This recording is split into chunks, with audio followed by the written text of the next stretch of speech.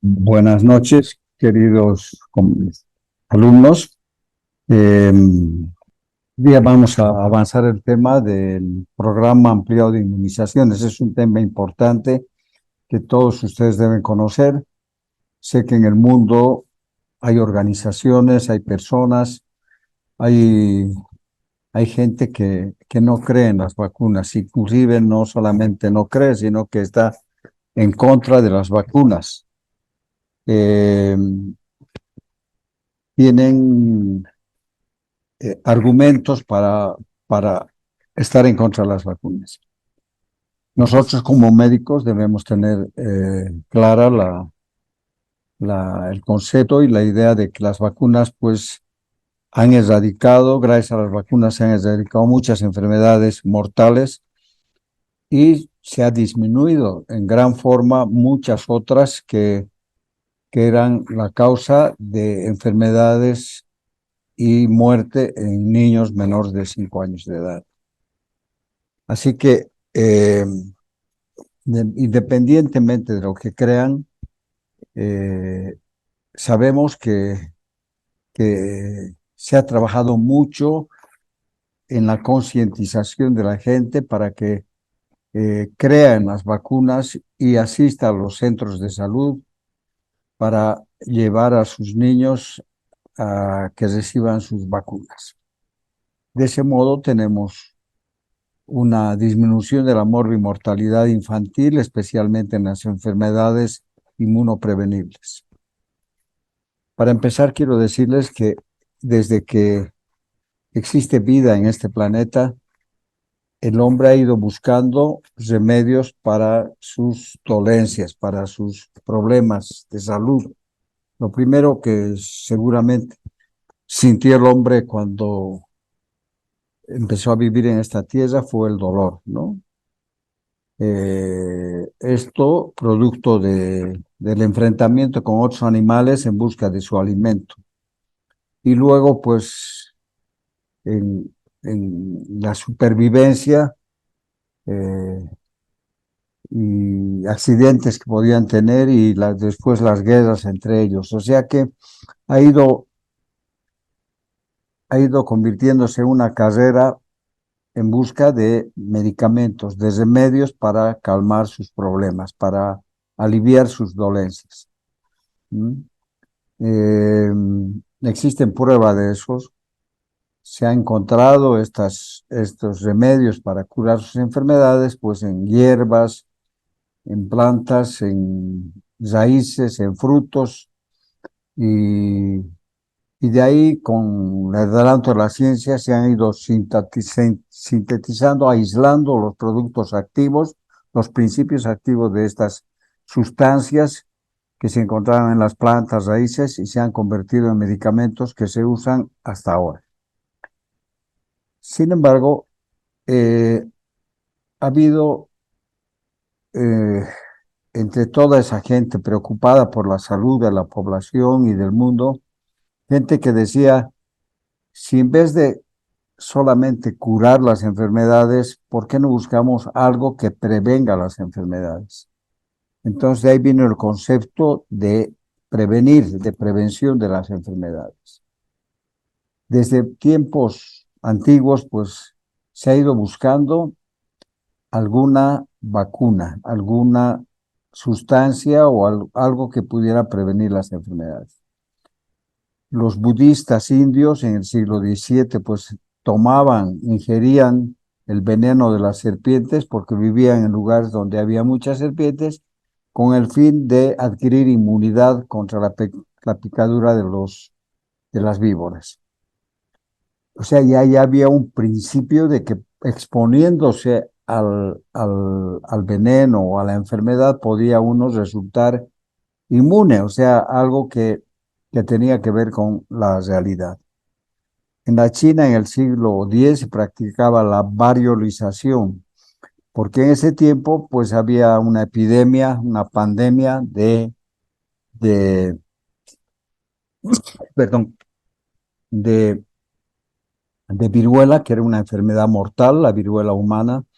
Entonces buscaban la forma de prevenir esta enfermedad y lo que hacían era inocular el virus de la viruela de un enfermo a una persona susceptible. A veces cogían enfermos que no estaban muy graves, sin embargo las personas que eran inoculadas se enfermaban y se morían. Pero ya había la idea de que eso podía provocar una inmunidad. Entonces, hasta que en el año 1771, un médico inglés que vivía en Berkeley, un médico rural que además era poeta, porque antes eran científicos, arquitectos, poetas, escritores y además médicos. Eh, este médico llegó a Berkeley y escuchó, era una población, un área rural donde ordeñaban vacas y vendían leche. Y escuchó, en ese tiempo había la pandemia de viruela, y él escuchó decir a las que ordeñaban leche de que yo no voy a enfermar con viruela porque yo ya he enfermado la viruela de las vacas. O sea que él escuchó eso y se puso a investigar de qué se trataba, ¿no? Entonces, voy a ir directamente aquí.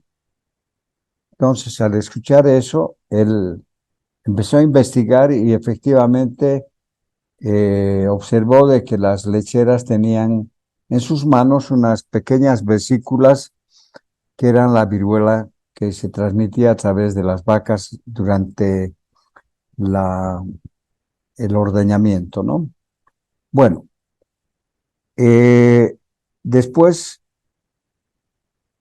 hizo un experimento corriendo todo el riesgo, extrajo pus de estas lecheras, de las lesiones que tenían, y inoculó a un niño de 9 años, de 8 años. Entonces el niño hizo la viruela de las vacas, o sea, le salieron algunas pustulitas, vesículas a nivel de las manos y pasó en forma leve y no tuvo ninguna complicación. Entonces, después de un tiempo, de unos meses, se arriesgó extrayendo pus de una enferma grave de viruela, inoculó al niño que le había administrado la vacuna, el pus de la viruela de las vacas, inoculó al niño y este niño sobrevivió, es decir, no enfermó, estaba totalmente inmunizado contra la viruela humana. Bueno, y eso fue el principio del descubrimiento de la vacuna contra la viruela, que luego él publicó todos sus experimentos, todos los trabajos que hizo, y ahí fue el descubrimiento de la primera vacuna. Esto mucha gente no sabe, ¿no? Entonces, Edward Jenner es el descubridor de la primera vacuna que es contra la viruela. La viruela era una enfermedad mortal que ya se ha erradicado gracias a la vacuna de Jenner. Está erradicada, ya no existen ni siquiera vacunas dentro del programa ampliado de inmunizaciones, ya se ha eliminado y la viruela es historia. Sin embargo, han ido apareciendo otras enfermedades y ha sido necesario investigar y fabricar, producir otras vacunas, ¿no? Y han ido descubriéndose vacunas para las diferentes enfermedades que han ido apareciendo. Es el tratado de Edward Jenner y toda la historia del descubrimiento de la primera vacuna. Se los dejo ahí para que ustedes lean.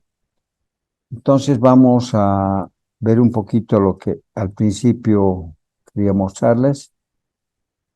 ¿Qué es una vacuna? Entonces, la vacuna se entiende por cualquier sustancia o preparación destinada a generar inmunidad.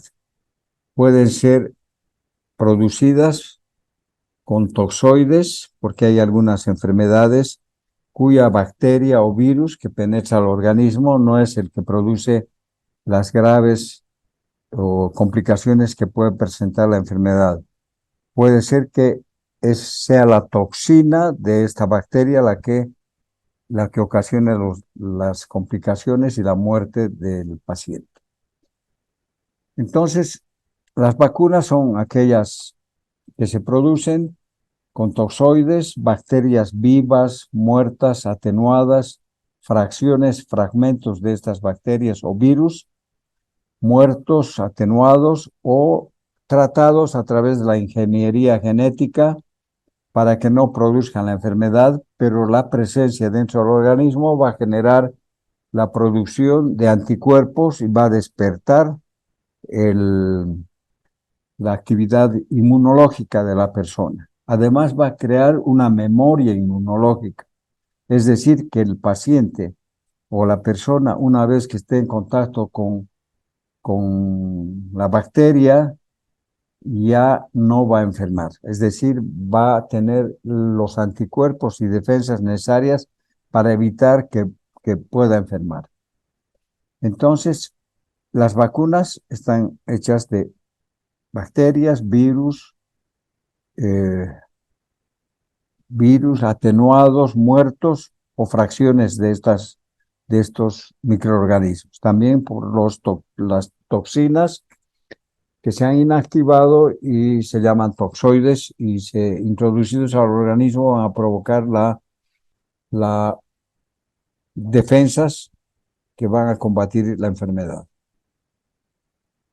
Bueno, entonces aquí tenemos algunas fotografías de enfermos con viruela.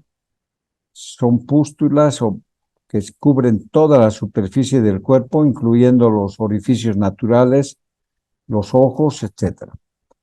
Esta enfermedad era mortal y en casos en que llegaran a sobrevivir quedaban con secuelas de cicatrices de estas lesiones en la piel que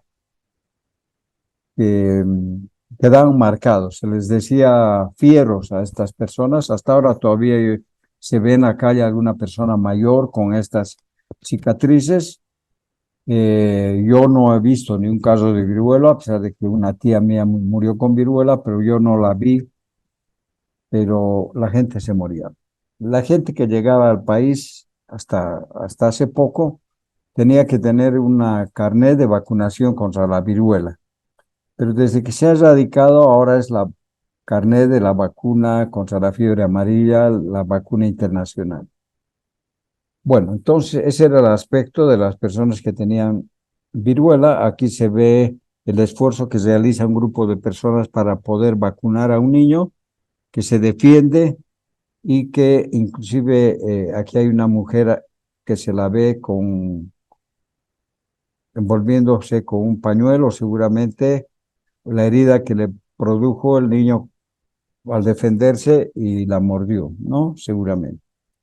Bueno, aquí era el aspecto de las pacientes con viruela, las lesiones, vesículas, pústulas que cubrían toda la superficie del cuerpo, las mucosas, inclusive los ojos. Así, algunos que tenían lesiones en los ojos, en la conjuntiva y quedaban ciegos.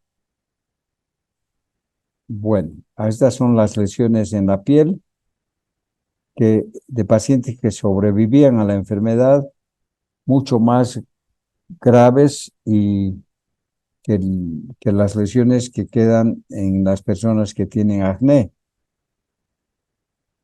Aquí son cicatrices que tienen en toda la superficie, dándole un aspecto especial. Aquí un niño ciego, una persona ciega, después de haber sobrevivido a la enfermedad. Bueno, vamos a continuar directamente con algunos conceptos. Este tema es tan importante que con seguridad en el examen de grado ustedes les van a preguntar sobre las vacunas. A veces les preguntan y les dicen, a ver, desarrolle todo el país, todas las vacunas que están dentro del programa ampliado de inmunizaciones, y ustedes tienen que conocer todas. Lo más grave es que a veces les dicen, díganos qué enfermedades previene esta vacuna, cuál es la dosis, la vía de administración y cuántas dosis y a qué edades se administra. Entonces tienen que saber eso. La Organización Mundial de la Salud y la OPS, la Organización Panamericana de la Salud, crean el Programa Ampliado de Inmunizaciones, aprobado por la Asamblea Mundial de la Salud en el año 1974, mediante una resolución del Consejo Directivo de la OPS-OMS. Fueron respaldadas sus metas en septiembre del 77 como una medida para intensificar la lucha contra las enfermedades inmunoprevenibles que afectaban a los niños menores de 5 años. Esas enfermedades que se pretendía erradicar, ya se había erradicado la viruela, entonces eran la poliomielitis, la difteria, la coqueluche, el tétanos, el sarampión y la tuberculosis. Esas vacunas estaban en el programa ampliado de inmunizaciones de la generación 1, de la primera generación. Bueno, después se han ido agregando otras vacunas. Aparte de crear este programa, porque se vio de que habían personas susceptibles que iban a países donde había estas enfermedades, pues se contagiaban y llevaban a otros países. Entonces las vacunas fueron programadas para que se apliquen en todos los países y que las vacunas sean gratuitas, no tengan ningún costo y las personas se adherían a estos programas. Yo me acuerdo que cuando estudiante íbamos a campañas de vacunación a las áreas rurales tratando de llegar a vacunar a todos los niños de esas poblaciones. Pero generalmente llegábamos después de cruzar ríos, subir cerros, no encontrábamos niños en los pueblos, en las áreas rurales. Volvíamos más tarde y los niños ya aparecían, que estaban escondidos en un cerro, en un árbol o en alguna parte, ¿no? La gente no quería que vacunen a sus niños porque creían que las vacunas provocaban la enfermedad o los niños se ponían mal. Entonces no había una buena aceptación. Por eso es que hay estas enfermedades que les he mencionado, pues eran el pan de cada día en los hospitales, llegando a llenarse los hospitales en días de pandemia o de epidemia. Entonces se han buscado estrategias para poder lograr que la gente se vacune o vacune a sus hijos. Entonces se hizo un calendario de vacunación donde se cumplían las vacunas de acuerdo al tiempo que duraba la inmunidad producida por una vacuna para dar una segunda dosis, una tercera dosis, una cuarta dosis, un refuerzo, etcétera. Entonces cada vacuna tenía su fecha de aplicación de acuerdo a las características de cada enfermedad. Ahora, inmunización o vacunación activa el sistema inmune y previene enfermedades graves. Expone a las personas a una cantidad muy pequeña y muy segura de algunas enfermedades y ayuda al sistema inmune a reconocer y crear defensa contra la enfermedad de manera eficiente, o sea, activa la memoria inmunológica en el organismo. Bueno, ¿qué es antígeno? Bueno, antígeno es una sustancia que desencadena la formación de anticuerpos, en este caso la vacuna, ¿no? O la enfermedad, o la bacteria, o todo aquello que despierta la actividad inmunológica del organismo, ¿no? ¿Y qué es anticuerpo? Anticuerpos, conocidos también como inmunoglobulinas, pueden encontrarse de forma soluble en la sangre u otros fluidos corporales, disponiendo de una forma idéntica como actúan como receptor los linfocitos B y son empleados o sea, por el sistema inmunitario para identificar y neutralizar a elementos extraños tales como bacterias y virus. Bueno, ¿Qué es inmunidad activa? La inmunidad activa surge después de la exposición a un microorganismo infeccioso, es decir, la inmunidad activa puede ser natural o artificial. Surge en respuesta a la infección, que sería natural. Si una persona adquiere la enfermedad, va a crear anticuerpos o va a desarrollar anticuerpos en respuesta a esta infección. Entonces es una inmunización activa. La natural, la inmunidad activa artificial es anticuerpos desarrollados o en respuesta a una vacunación. Es decir, la vacunación activa hay natural y artificial. La natural cuando uno adquiere la enfermedad y artificial cuando se le coloca la vacuna contra esa enfermedad. O sea, se le está metiendo los virus o bacterias al organismo, pero muertos, atenuados o fracciones que van a despertar la, la, la actividad inmunológica del organismo. Esa es la inmunidad activa, la enfermedad y las vacunas. La inmunidad pasiva surge después de recibir anticuerpos de otra persona. Si ustedes se acuerdan, en la parte más grave de la pandemia contra el coronavirus, o sea, por el coronavirus, había mensajes en todos los Facebook, WhatsApp, etcétera, pidiendo por favor donación de suero de pacientes que habían tenido la enfermedad. O sea que esa es una inmunización pasiva. Se administra anticuerpos de otra persona que haya adquirido la enfermedad, ¿no? Que puede ser natural, anticuerpos recibidos de la madre en el caso de la transmisión de anticuerpos a través de la leche materna.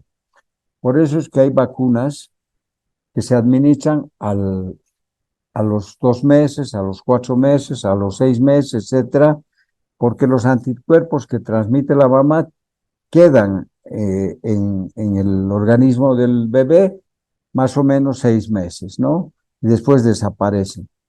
Y es necesario ya administrar vacunas. Otros anticuerpos desaparecen mucho antes, o sea que las vacunas pueden administrarse desde que nacen o a los 2 meses o al año de edad, dependiendo de qué tipo de enfermedad y la duración de los anticuerpos en el organismo del niño después de haber sido transferidos de la mamá. Entonces tenemos una inmunidad pasiva que surge después de recibir anticuerpos de otra persona. Puede ser natural la transferencia de anticuerpos a través de la lactancia y anticuerpos recibidos en medicamento, de un medicamento como ser una inyección de infusión de gamma globulinas. Esta inmunidad pasiva tiene duración muy limitada, o sea, al poco tiempo desaparece. Es para crear inmunidad transitoria, ¿no? Bueno, la vacuna. La vacuna es una preparación destinada a generar inmunidad activa adquirida contra una enfermedad, estimulando la producción de anticuerpos. ¿Ya? Entonces, ya les he explicado que puede ser por virus, bacterias, etc. Estimula la formación de anticuerpos y además eh, crea una memoria inmunológica. La administración de una vacuna se llama vacunación. ¿Y por qué se llama vacuna? Vacuna, justamente Edward Jenner, eh, al crear la vacuna contra la viruela, eh, usaba el término de variolae vacinae, que quería decir viruela de la vaca. Es un término acuñado por Edward Jenner para denotar la viruela bovina. La utilizó en el año 1798 en sus obras y tratados, donde publicó y mostró al mundo la primera vacuna. 100 años después, Louis Pasteur, en honor a Jenner, propuso que todos los biológicos que se iban produciendo para prevenir otras enfermedades también se llamen vacunas, en honor a Jenner y a la vacuna de las vacas, hacia la viruela de las vacas. Pues por eso se llama vacuna, ¿no? Bueno, el PAI en Bolivia funciona desde el año 1979. En ese entonces, la cobertura de la administración de las vacunas a niños menores de 5 años o de 1 año no alcanzaba ni siquiera el 10 o 20%. Es decir, ¿qué es cobertura? Si yo tengo que vacunar a 1.000 niños en una zona, mi meta es vacunar 1.000 niños, pero a veces vacuno simplemente a 200 niños. Entonces he tenido una cobertura del 20%. O sea, la cobertura es la cantidad de personas que he vacunado y la meta es la cantidad que debía vacunar. Y para eso existe una serie de problemas que evitan que yo vacune al 100%. Entonces hay que identificar las causas de los problemas y los obstáculos que he tenido para poder vacunar a las 1.000 personas.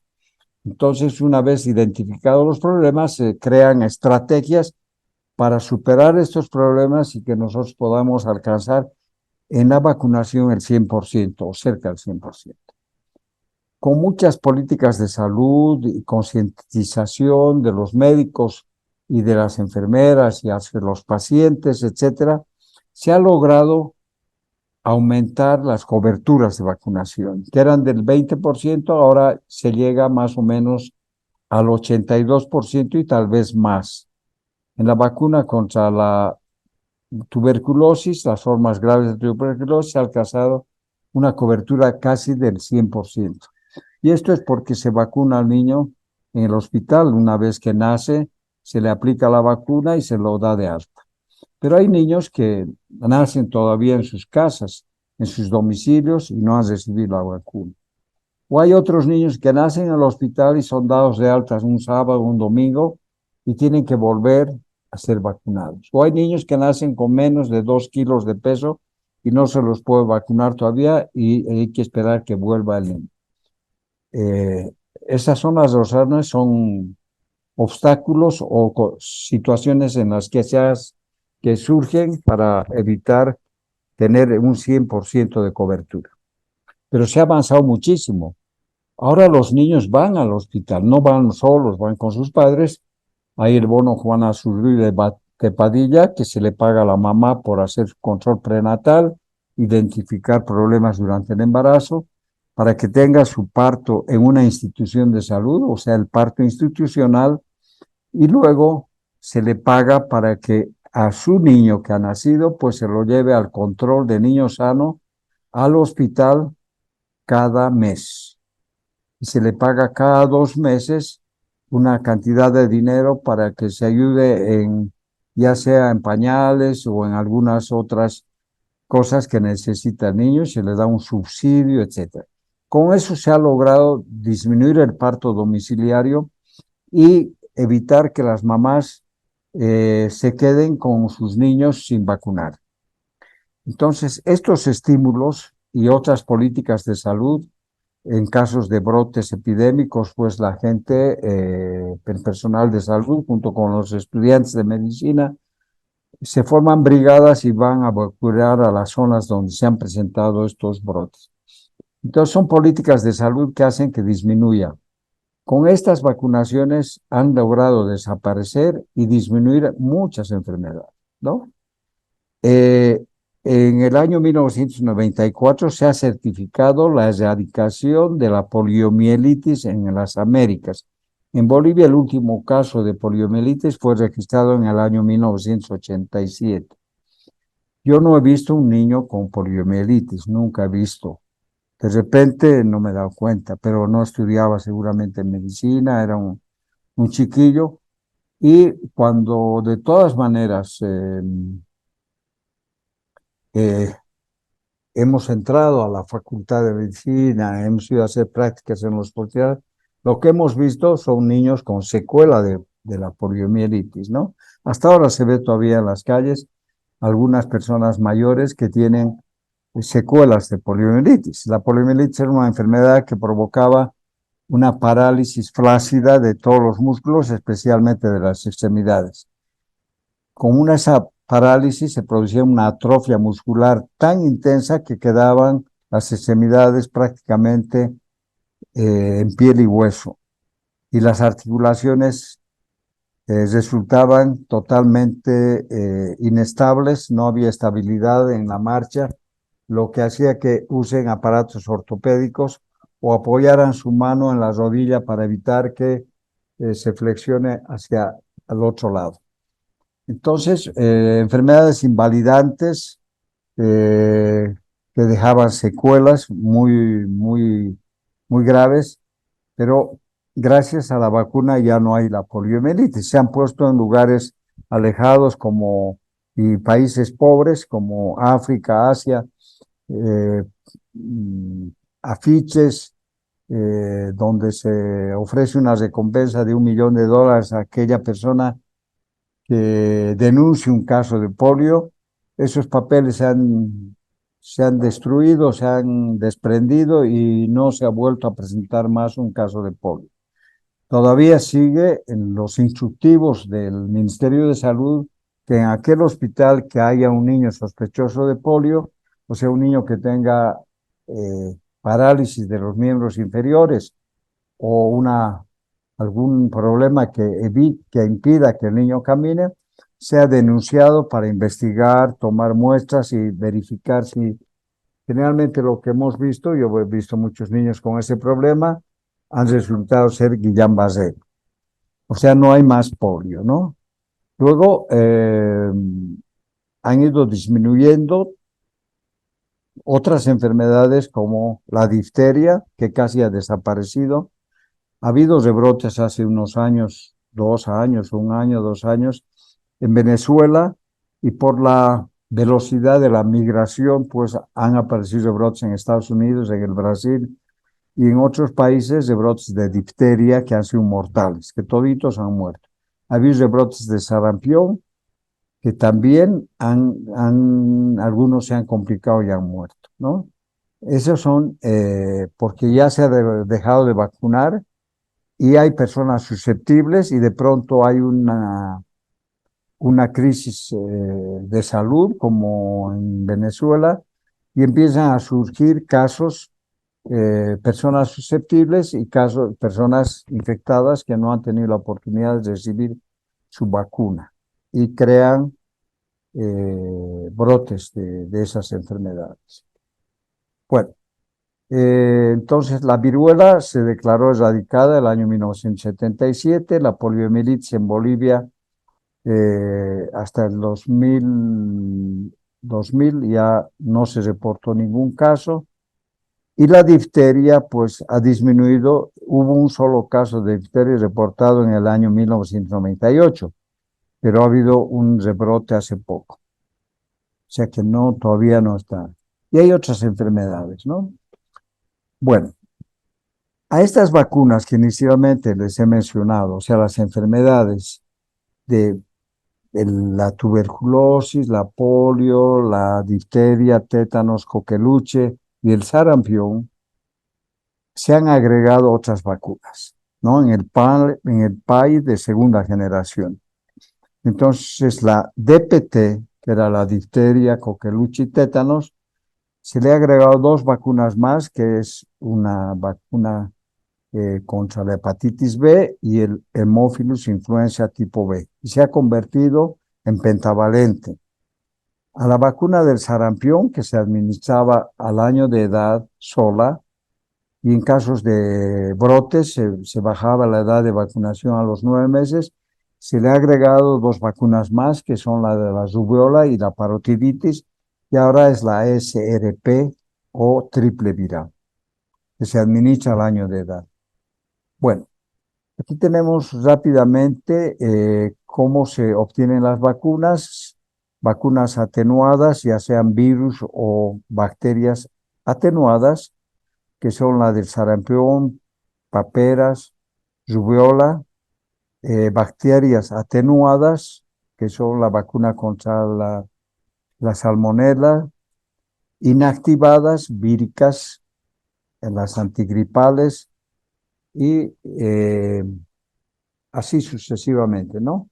Aquellas que producen una toxina, que es el responsable de las complicaciones, pues se crea una antitoxina o toxoides o de las enfermedades que producen estas toxinas, como la de difteria y el tétano. Luego tenemos las antigripales y basadas en polisacáridos obtenidos de estos gérmenes. Tenemos el virus, la vacuna contra la influencia tipo B, la vacuna contra el neumococo, contra la meningitis y la vacuna polisacárida para el neumococo 23 valente. Después vamos a hablar de esto. Ahora hay algunas enfermedades que tienen medicamentos que controlan esta enfermedad. Por ejemplo, tenemos el virus de la inmunodeficiencia humana, el VIH. Estas personas que han sido diagnosticadas con VIH, se puede administrar medicamentos que son los antirretrovirales que frenan la enfermedad. O sea, no frenan la enfermedad, sino más bien elevan el título de anticuerpos, defensas del organismo, glóbulos blancos, y disminuyen la carga viral a cero. Entonces, mientras el paciente toma sus medicamentos, sus antirretrovirales, está prácticamente evitando que bajen sus defensas y se produzcan enfermedades por bacterias o virus oportunistas y que causen la muerte del paciente. Entonces, en este caso se consideran también como vacunas. Ahora, el calendario que les decía, para que todos vacunen a las mismas edades contra todas las enfermedades que se trata de erradicar, a eso se llama un calendario de vacunación en la que hay una secuencia cronológica de la administración de estas vacunas en los diferentes países o áreas geográficas donde se ven con más estas enfermedades. Tenemos la vacuna BCG, que es una vacuna que previene las formas graves de tuberculosis. Eso es importante saber. Y en examen de grado, si les preguntan cuáles son las formas graves de tuberculosis, ustedes ya deben saber que es la tuberculosis miliar, la meningitis tuberculosa, la tuberculosis ósea, peritoneal, etcétera, ¿no? La edad de aplicación es al recién nacido, pero se puede aplicar hasta los 11 meses. La vía de administración es intradérmica y el número de dosis es una sola dosis de 0,1 mililitro. En algunos casos, en otros países, aplican un poquito más, ¿no?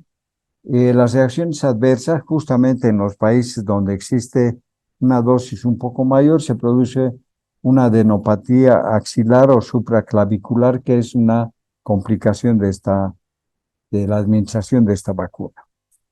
Bueno, no se debe vacunar a niños con menos de 2 kilos de peso, aquellos que son inmunocomprometidos. Hay niños que nacen con inmunodeficiencia congénita, en niños desnutridos graves, en erupciones, etc. Bueno, esta es una complicación que es la adenitis BCG, que le llaman así. En Chile hay mucho de esto, una adenopatía que contiene en su interior pues la sustancia gaseosa que es la vacuna. No hay que vaciar, no hay que tratar de sacar ese contenido, a no ser que se abscede. Muchas veces se contamina con bacterias y se produce un absceso y hay que vaciar y revacunar, ¿no? Puede ser aquí en la región axilar o en la región supraclavicular. Luego tenemos esta que se puede ver con frecuencia aquí en Bolivia o en los diferentes países, que es una ulceración o reacción de la piel en la zona de aplicación de la vacuna. No hay que limpiar, no hay que sacar esa sustancia blanca que se ve porque esa es la vacuna y se inactivaría. Hay que aplicar una gasita sin sacar, sin frotar, aplicar y provocar un poco de asepsia o antisepsia para evitar que se agregue una infección bacteriana, ¿no? Esa es otra complicación. La poliomielitis, la vacuna contra la polio, a pesar de que ya se ha erradicado la polio, se sigue administrando. Consta de antígenos de 3 serotipos de virus de la poliomielitis, que son virus atenuados o inactivados y dan inmunidad de por vida. Pero el antígeno, hay uno de los antígenos que puede provocar una poliomielitis paralítica en un caso por cada 2,5 millones, 3 millones de dosis administradas, generalmente tras la administración de la primera dosis. Esta primera dosis ha sido modificada y se ha eliminado el antígeno que era responsable de esta posibilidad de crear, de provocar la enfermedad. Entonces, la primera dosis se le ha eliminado este antígeno y se ha convertido en una dosis por vía intramuscular, la primera dosis, donde está ausente ese antígeno que podía provocar la enfermedad. Las otras dosis son a los 2, a la segunda dosis a los 4 meses por vía oral, la tercera dosis a los 6 meses por vía oral, un refuerzo a los 18 meses y otro refuerzo a los 4 años, todos por vía oral. Son 2 gotitas en cada dosis en la parte lateral de la boca, del casillo de la boca. Son 2 gotas. Si el niño está con diarrea o ha hecho diarrea, pues hay que revacunar porque probablemente por el aumento del peristaltismo no se ha llegado a absorber la vacuna. Bueno, esa es la forma de administrar 2 gotitas en la parte interna de la boca, ¿no? Bueno, ahora tenemos la pentavalente. La pentavalente es una vacuna que combina 5 antígenos. La preparación contiene bacterias muertas de coqueluche, de los toxoides de 2 enfermedades que son las toxinas las que producen las complicaciones, como el tétanos y la difteria, el antígeno de superficie del virus de la hepatitis B y un polisacárido capsular purificado del Haemophilus influenza tipo B. Previene la difteria, coqueluche, tétanos, hepatitis B e infecciones invasivas provocadas o producidas por el Haemophilus influenza tipo B. ¿Qué significa esto? Y esto quiero que ustedes consideren la importancia de esta vacuna. Si hablamos de mortalidad infantil, vamos a hablar de las enfermedades que producen la mayor cantidad de enfermos y muertes en los niños menores de 5 años, que son generalmente las enfermedades respiratorias y las enfermedades diarreicas. En esta vacuna que se ha agregado la vacuna contra el Haemophilus influenza, el Haemophilus era la responsable de la mayor parte de enfermedades respiratorias agudas en los niños y además de la meningitis provocada por el Haemophilus influenza. Antes uno llegaba a un hospital como alumno y ya de entrada en la fila donde estaban los niños haciendo cola con sus papás, veíamos niños que estaban convulsionando. Eran niños con meningitis. Todos los alumnos y internos sabíamos hacer punción lumbar. O sea, internábamos al paciente, le hacíamos punción lumbar y salía un líquido espeso de aspecto de leche condensada, que era un líquido cefalorraquídeo, purulento, espeso, producto de una infección por hemófilos. Enfermedades como la epiglotitis, la otitis, la sinusitis y algunas enfermedades respiratorias altas y bajas eran provocadas por el Haemophilus influenza. Han disminuido y ha habido una disminución notable de la morbimortalidad infantil en enfermedades respiratorias gracias al hemófilus y al neumococo. O sea que es importante la importancia de esta vacuna.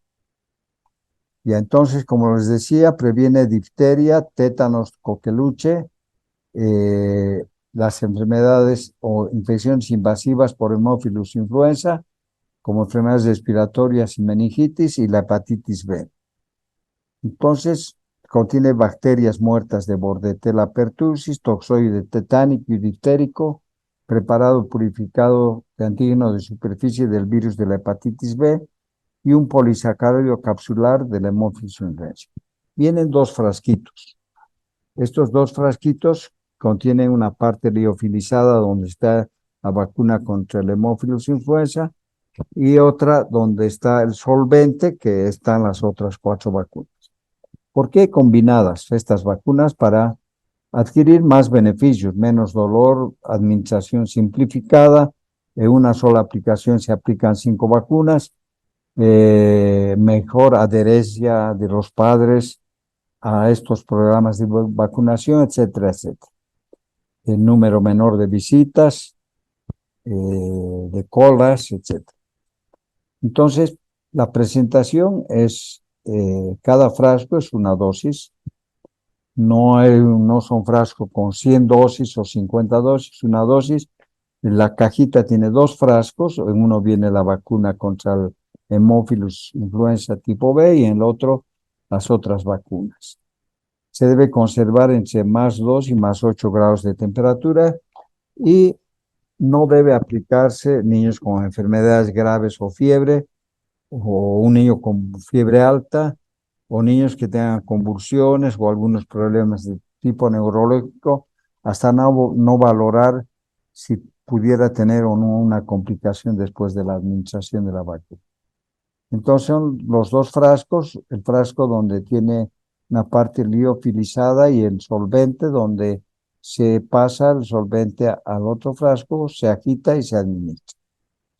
Ahora ya está viniendo, se va a venir todo ya en un solo frasco, o sea que más fácil la aplicación, menos riesgos de contaminación.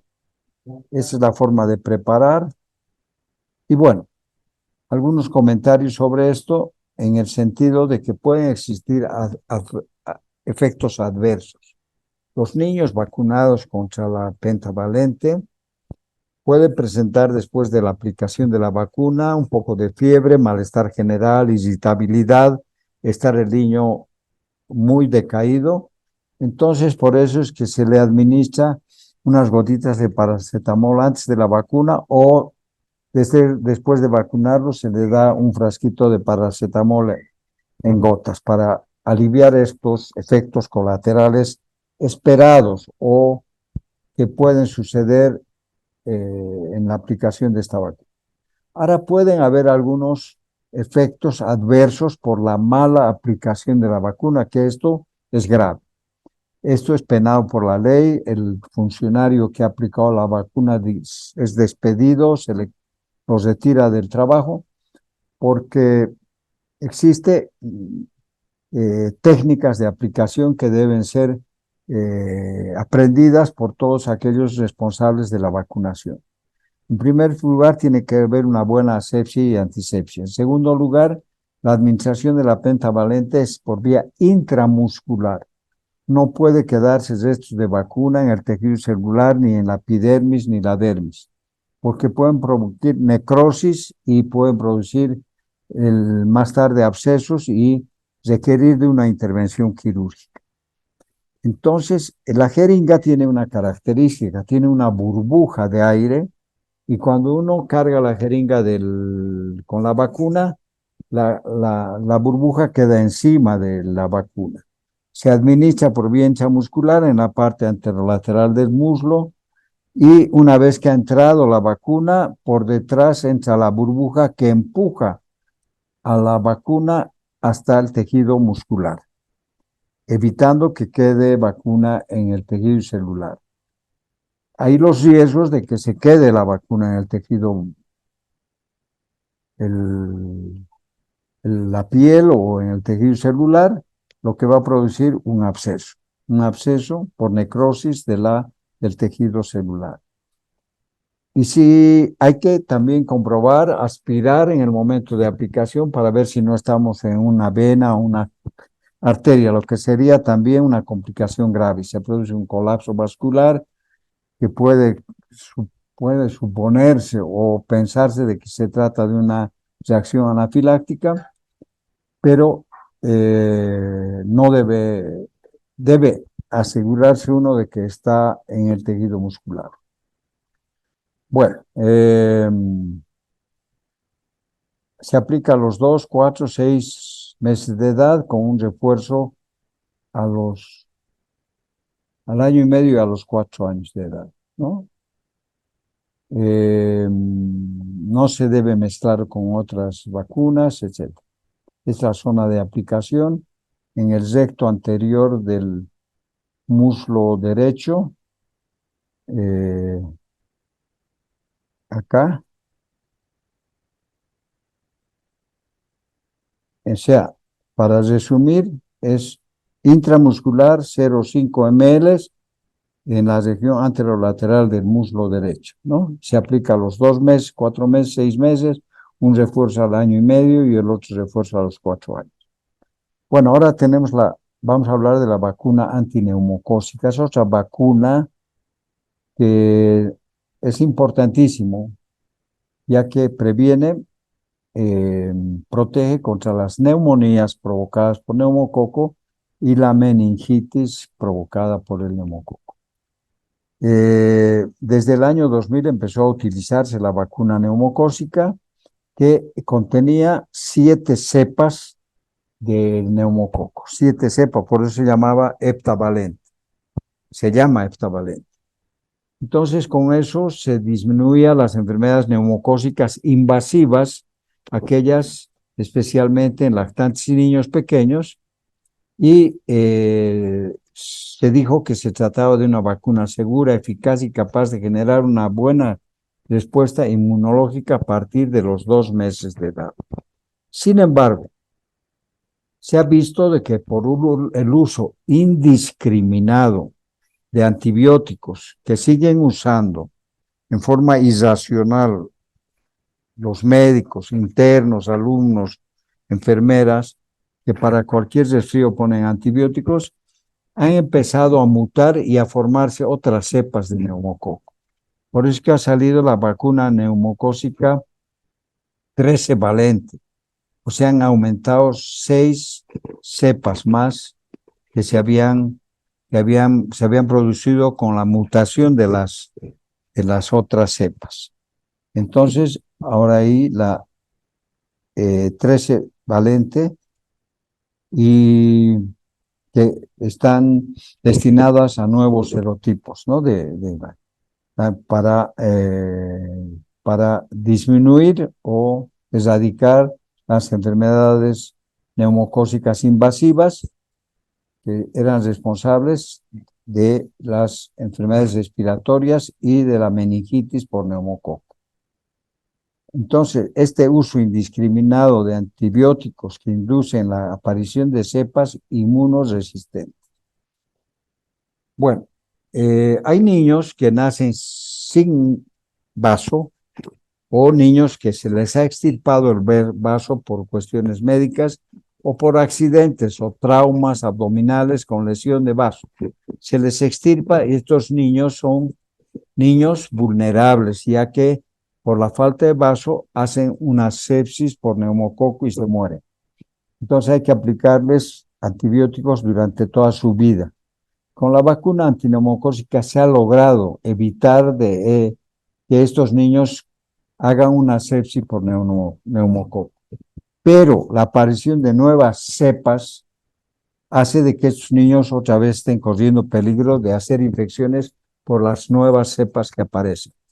Entonces, esto es un mensaje para que ustedes cuando ya tomen la decisión de administrar antibióticos, no administren antibióticos si no es necesario, ¿no? Eso se llama uso irracional de los antibióticos. Bueno, ¿cómo es la neumocócica? No sé si eh, se administra a los 2, 4 y 6 meses de edad. Casi todas son 0,5 ml, pero en diferentes vías. La vía que te utiliza es la intramuscular, 3 dosis, cada una de 0,5 ml, ¿ya? En el muslo también. Ya, entonces esta vacuna previene las neumonías y meningitis. Tenemos la vacuna antirrotavírica. Esta, ya cuando hablamos de morbimortalidad infantil, estamos hablando de las enfermedades respiratorias, donde hay dos vacunas que se han encargado de disminuir, la neumocócica y la hemófilus influenza, que está en la pentavalente. Y la otra causa de morbimortalidad infantil son las diarreas, especialmente diarreas que eran provocadas por el rotavirus. Era un virus que provocaba diarreas abundantes, frecuentes, y que rápidamente llevaban al niño a una deshidratación, acidosis metabólica y shock hipovolémico. A veces, mientras se trataba de conseguir una vena para hidratar a estos niños, los niños se morían porque se deshidrataban muy rápidamente. Entonces, se ha implementado o incluido en el PAI la vacuna contra el rotavirus. Previene diarreas por rotavirus causadas por serotipos G1, G2, G3, G4 y los serotipos G con la proteína P1A. La edad de aplicación, la primera dosis entre los 2 y 3 meses y la segunda dosis entre los 4 meses hasta los 7 meses. La vía de administración es la vía oral. A diferencia de la vacuna contra la polio, esta vacuna se administra 1 mililitro en 2 dosis, ¿no? Como les decía, entre los 2 y 3 meses y entre los 4 y 7 meses. Cada dosis comprende 1 ml, en algunas partes ponen 1,5 ml, lo que significa 30 gotas. Si es 1 ml, son 20 gotas, a diferencia de las 2 gotas que se administra para la polio, ¿no? Eso es importante saber. También si hay casos de diarrea hay que repetir o evitar administrar. Puede haber alguna complicación. Se ha hablado de que puede provocarse una invaginación intestinal en niños con antecedentes de haber tenido una invaginación intestinal antes. Entonces, esas son las características de esta vacuna. Esta vacuna merece un sitio especial si se trata de, de saber que es la responsable la disminución importante de la mortalidad por diarrea. Son diarreas líquidas de aspecto de agua de arroz, abundantes, frecuentes, 10 a 15 a 20 de porciones por día, que rápidamente no tiene flemas, ni moco, ni sangre, pero hay una gran pérdida de líquidos y electrolitos y la muerte por deshidratación. Con eso se han salvado. Y esto y las sales de rehidratación se consideran pues importantísimos en la disminución de la mortalidad por diarrea. Bueno, después tenemos la vacuna SRP, que es la vacuna que antes era sola la sarampión, y se ha agregado la vacuna contra la rubiola y las paperas. Esta es una vacuna que se administra, que previene sarampión, rubiola y parotiditis, y se aplica a los 12 meses hasta los 23 meses, se puede aplicar en ese lapso. Es una sola dosis de 0,5 ml, pero por vía subcutánea, ya no intramuscular, pero 0,5 ml, una sola dosis por vía subcutánea. Tiene que haber un ángulo de 45 grados entre la dirección de la aguja y la piel. Entonces, previene el sarampión, la rubiola y la parotiditis con grandes porcentajes de protección, de niveles de protección, ¿no? Entre el 95 al 100%. Bueno, algunas contraindicaciones que generalmente son las mismas para cada una de ellas. Ustedes saben muy bien que las vacunas son cultivadas. Primero los virus de la enfermedad se cultivan para adquirir más virus para producir vacunas. Este cultivo se realiza en medios de cultivo como el agar sangre, huevo, qué sé yo, embrión de pollo, etcétera. Y en algunas, para evitar la contaminación de la vacuna con una bacteria, se puede agregar a esa vacuna polimixina B o neomicina. Entonces hay que tener en cuenta que algunas vacunas que son elaboradas en embrión de pollo o huevo no puede administrarse a personas que tienen alergia al huevo. Entonces hay que investigar siempre si el niño tiene alergia o no. O tener a mano un antialérgico, ¿no? Un corticoide o un antialérgico. También aquellas personas que son alérgicos a la neomicina o a la polimixina, porque contienen esos antibióticos en el preparado. Bueno, vamos a ver la vacuna contra la fiebre amarilla que previene la fiebre amarilla. Ustedes saben muy bien que hay zonas endémicas en Bolivia, en el Brasil y en otras partes donde existen naturalmente, pues, la fiebre amarilla eh, provocada por la picadura del mosquito Aedes aegypti. Entonces se administraba antes a toda la población, menos a los niños, pero ahora ya está incluida en el PAI 2 la aplicación de la vacuna contra la fiebre amarilla desde el año de edad. En casos de viajes de urgencia, se le puede administrar al niño desde los 6 meses de edad. La aplicación es 10 días antes del viaje, porque si uno se vacuna hoy día y mañana viaja y mañana le pica un mosquito, va a ser la enfermedad porque no ha habido tiempo para despertar el sistema, activar el sistema inmunológico de la persona. Recién se activa a los 10 días, entonces la persona puede estar susceptible de contraer la enfermedad. ¿Ya? Entonces se administra 0,5 ml por vía subcutánea, ya no por vía intramuscular, sino subcutánea. El frasco venía de 50 dosis, o sea, se vacunaba a una persona, se eliminaban 49 dosis. Ahora viene frascos de 5 dosis, o sea que se puede reunir 5 personas y se administra, no se desecha nada. Esta vacuna ahora es la vacuna que constituye o se vacuna y se les extiende una tarjeta internacional a las personas que viajan de un país a otro, ¿no? La dosis es única, con una sola dosis se adquiere inmunidad para toda la vida. Antes vacunaban 2 veces, cada vez que renovaba uno su carnet internacional o su tarjeta amarilla o internacional, volvían a vacunarlo. No es necesario, solamente pueden actualizar en el nuevo carnet la fecha y el número de lote de la vacuna que se le administró antes. Bueno,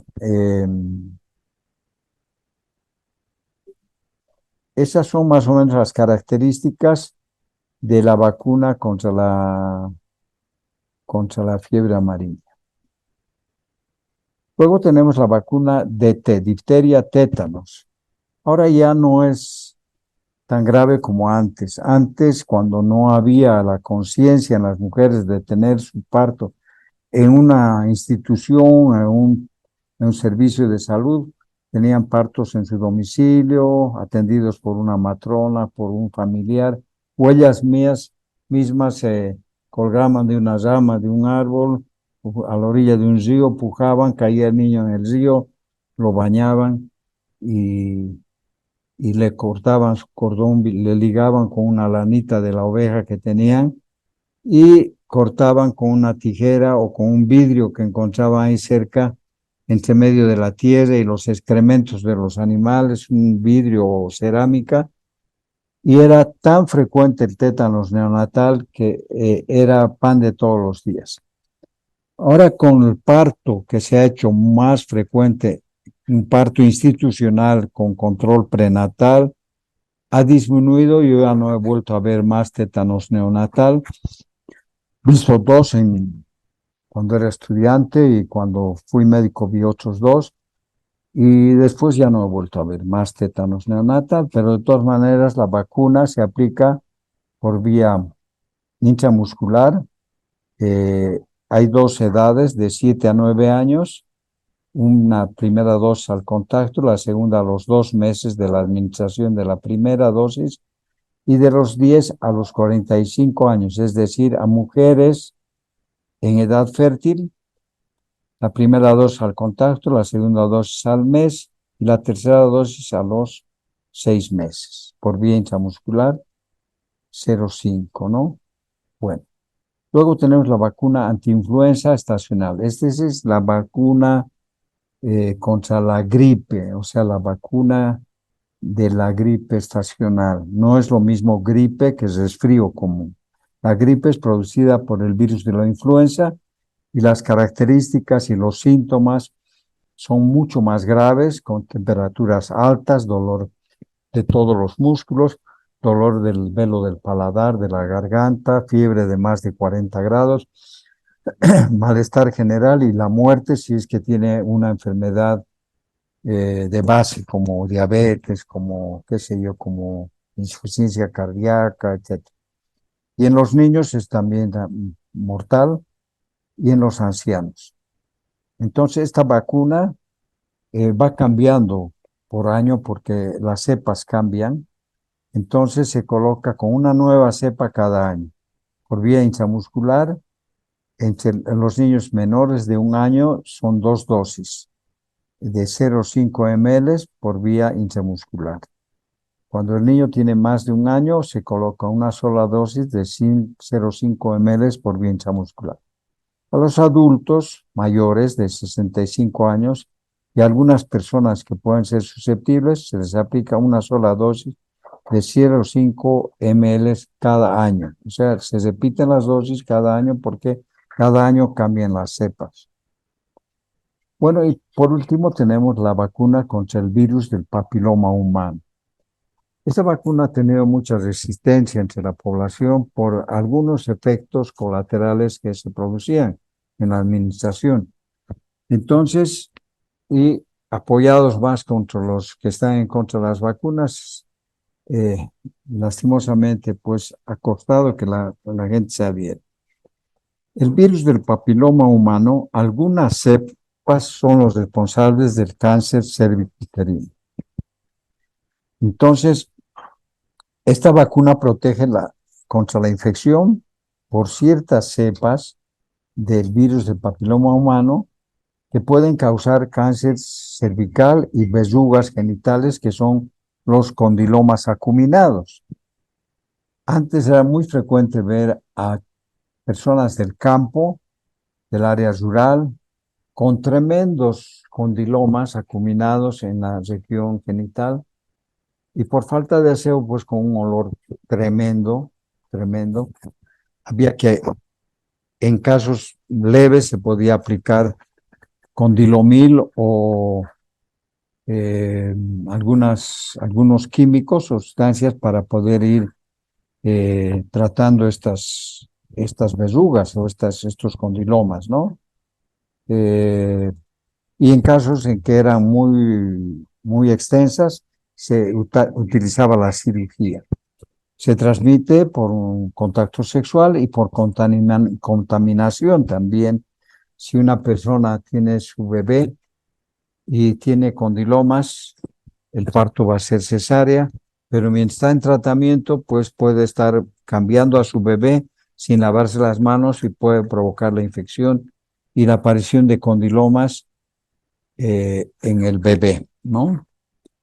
Este virus del papiloma también ha sido asociado con otros tipos de cánceres, incluso donde se producen las lesiones. Por ejemplo, cáncer de vagina, de vulva, de pene, de ano, de boca y de garganta. Hay artistas de cines que han presentado cáncer de garganta por tener sexo oral con personas que no se han protegido o que no conocen, ¿no? Entonces, el virus del papiloma humano es un virus común que se propaga a través del contacto sexual. Hay muchos tipos diferentes, muchos tipos no causan problemas, sin embargo, algunos pueden causar el cáncer, ¿no? En los donde les he mencionado. La vacuna no trata el cáncer cervical, pero previene el cáncer cervical, ¿no? La vacuna se recomienda para niños como para niñas de 9 a 14 años de edad. Esta vacuna también se recomienda a personas de 26 años que no hayan recibido la vacuna o no hayan terminado con la primera serie de vacunas. La vacuna contra el papiloma humano se administra con una serie de 2 dosis en las niñas de 9 a 14, como les he dicho, y las vacunas en las personas en edad fértil se administran entre los 15 y 26 años en las dosis y intervalos que les he mencionado. Estas son imágenes de algunos papilomas o virus de papiloma o condilomas en las zonas genitales. Tenemos aquí en los labios mayores, en la vulva, en el introito, que son a veces de aspectos totalmente desagradables.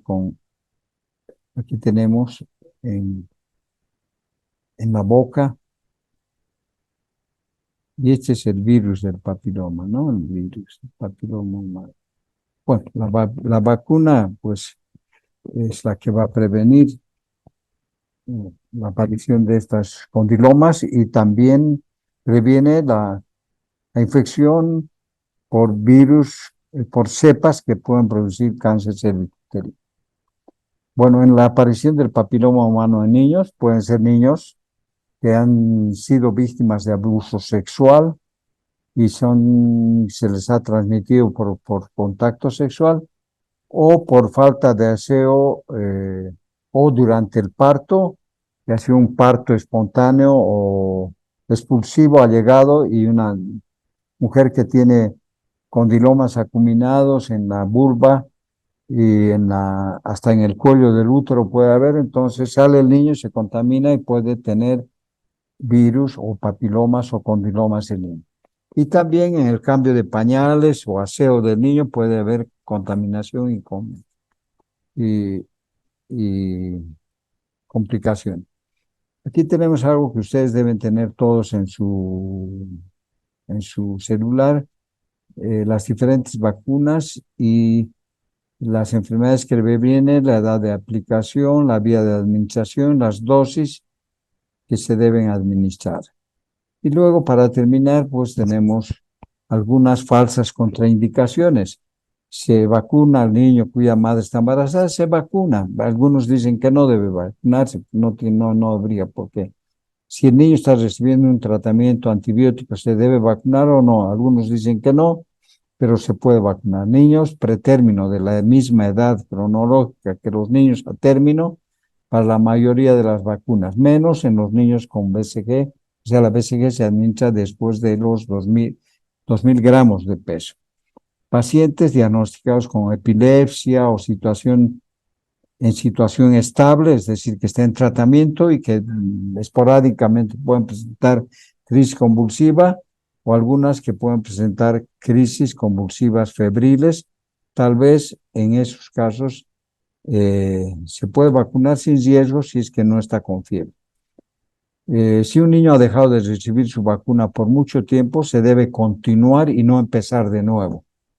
Si un niño acude por primera vez a los 4 años, debe recibir sarampión, rubella, papera, polio y yo no le pondría pentavalente, le pondría DT, difteria, tétanos, porque la vacuna contra la tosferina puede provocar en niños mayores de 2 años encefalitis. Entonces, sarampión, papera y rubiola, la polio y la DT, difteria, tétanos. El mismo día que acude al servicio y repetiría las otras dosis Puede ser cada mes o cada 2 meses. Polio y penta. Pero polio y DT, polio y DT. Si un niño acude por primera vez a vacunarse, no se ha vacunado antes, a los 7 años debes recibir polio, sarampión y DT una sola vez, ¿no? Bueno, ahora aquí hay algunas conclusiones, lo que les comentaba al principio, la importancia de la vacunación en la prevención de enfermedades inmunoprevenibles, la erradicación de algunas enfermedades, la disminución del amor y mortalidad de niños menores de 5 años, etcétera, etcétera, ¿no? Tan importante cuando hablamos de vacunas. Y aquí tenemos la cadena de frío, que es la fabricación, el transporte de las vacunas, cómo deben transportarse, luego el almacenamiento de estas vacunas y la distribución a los diferentes centros, desde el sedes, nivel departamental, a nivel gerencial, luego a los establecimientos de salud, hasta la administración al paciente. Entonces es un camino largo de recorrer donde deben existir normas muy estrictas para la conserva. Una vacuna que se inactiva es un problema muy serio, ¿ya? Pueden estar inactivas gran cantidad de vacunas, se vacuna a la gente y no se le está provocando, no se está previniendo las enfermedades porque esas vacunas están inactivas. Entonces hay que reunir algunos requisitos, la conservación, el transporte, cómo se deben mantener las vacunas, cómo se deben recibir, cómo ordenar las vacunas en los freezer. No puede haber un refrigerador donde existan vacunas y haya Coca-Cola, sándwich, carnes frías. No, la gente tiene que estar muy capacitada y no pueden vencerse las vacunas, no pueden vencerse. Aquellas que están por vencerse deben ser cambiadas, etc. Y todo lo que hay que hacer, hay vacunas que no deben congelarse, otras que deben congelarse, vacunas que no deben ser sometidas al calor o protegerse del calor, de la luz, etcétera. ¿Y qué hacer en accidentes? Por ejemplo, o en casos de emergencia, se corta la luz en un lugar donde hay vacunas almacenadas en un freezer. ¿Qué se debe hacer para evitar que se inactiven las vacunas? Todo eso está aquí. Ustedes van a leer, ya no vamos a repetir. Aquí está todo lo que se debe hacer en lo que se llama, desde la producción de las vacunas hasta la aplicación, todo ese proceso se llama cadena de frío. Y aquí está la historia de algunas de las vacunas. Jenner, que fue el primero en descubrir la vacuna contra la viruela, luego Louis Pasteur y Robert Koch, la vacuna contra la tuberculosis, el tétanos, la difteria, la coqueluche, la BCG, la polio. Entonces son diferentes científicos. Salk, que fue el que inventó la vacuna contra la polio, pero eran tres, era Salk, Sabin y un ruso. El ruso cometió una serie de crímenes al hacer vacunas sacrificando miles de chimpancés en el África y provocando una serie de riesgos de la diseminación de virus de estos gorilas o de estos chimpancés a los humanos. Bueno, eso es todo. Recuerden que la vacunación no solamente se trata de las campañas de vacunación. La vacunación se realiza todos los días, ¿ya? Y hay que concientizar a la gente. Eso es todo. Buenas tardes o buenas noches. Que les vaya bien.